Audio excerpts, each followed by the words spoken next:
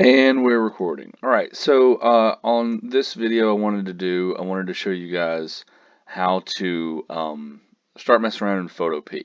All right. So first thing we're going to do is we're going to go make a new project, and I'm going to make a new project, but I'm going to show you how you want to do one step before you do that. Okay. So when I go to new project, it opens up, and you got all these different choices and things that you can do, and we can play around with this later. But we're trying to bring in an image from the internet. Now, right now you might have some random thing here, or you might have something else going on with your dimensions here. So mine's set at 225 by 225 pixels. That's not what I want because the project that I want to work on, I'm going to close this out.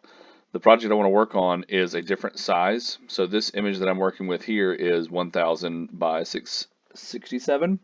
So if I right click, or if you're on a Chromebook and you do the two finger click and go to copy image. So now when I go back over to PhotoPea and I go to new project, you'll see that it looks at your clipboard and is like, you might be doing something with this size, which is a really cool little feature, and it's exactly what it does in Photoshop. So a lot of things that I'm showing you today are exactly what they are in Photoshop, which is really nice. So that's good. Let's leave that there. Let's go ahead and name this Rose.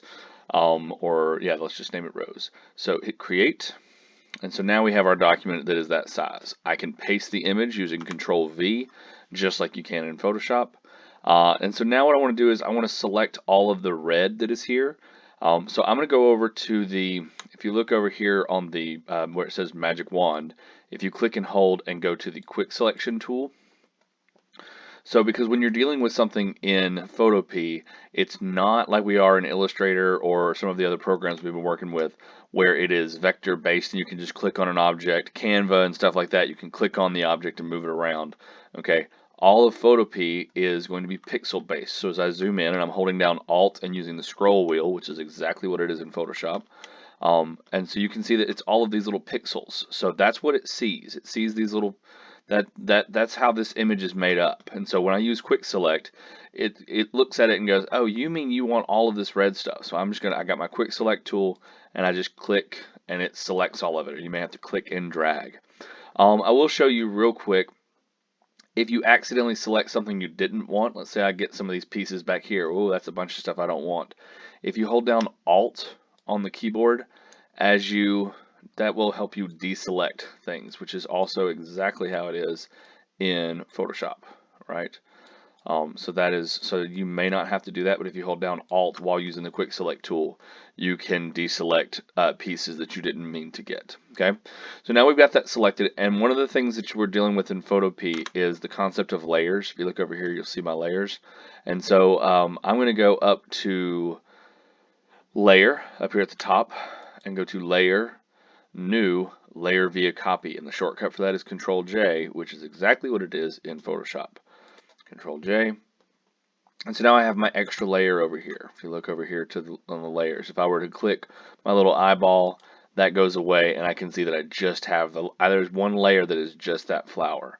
Okay, so that's how you want to have it. We used our quick select tool to select all the red, and then I went to layer and did layer via copy. That's all I did.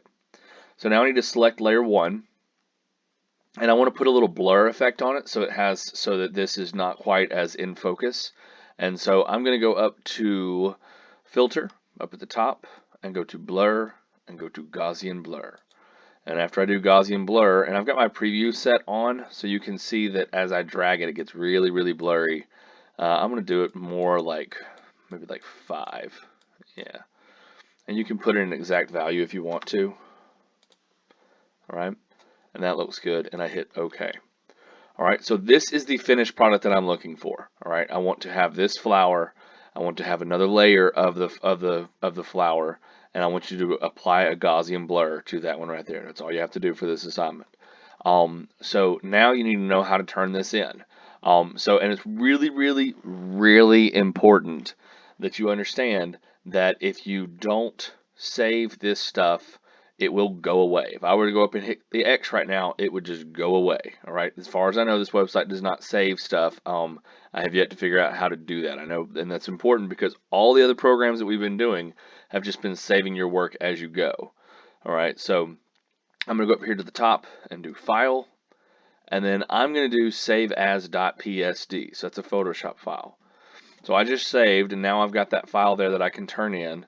And if I were to go to File, Open, then I can see in my downloads there should be rose.psd. Okay, and nothing changed here because it just reopened the document that I already had. Okay, so that's really important from day to day. You need to be saving these files, because when you close out the program, let's say that I make some changes to something and I've got this layer selected and I'm going to move that over, and then I go close this out, and it's going to say leave site, changes you made will not be saved. So do not do that. Okay, make sure you save your work before you leave this website, because you're going to go, oh, it didn't save my stuff, and it didn't save your stuff, and it told you that it wasn't going to, and I told you it wasn't going to.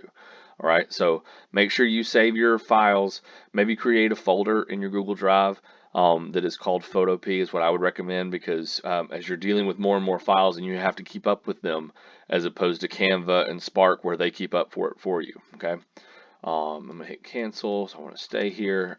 You can do Control Z, which is undo, which is exactly like it is in Photoshop. Photoshop depends on, but yes, Control Z, undo last action. All right, so there are a lot of different things that we're going to be getting into with this. So far, that is all we're going to do. So I'm going to provide you with the original flower file in the on the assignment, and then you need to do the blur on the back and save it as a Photoshop file and turn that in. There will be several components for this week, so because this is a really quick assignment, but you got a couple, we're kind of doing some foundation stuff as we're getting into this new program. All right, so that's all I got for right now. Give me that for today. Tune back in tomorrow and I'll have another assignment, because we're going to do basically a brand new assignment every day to try and do some quick versions of this. So that's all I got for today. Thanks, guys.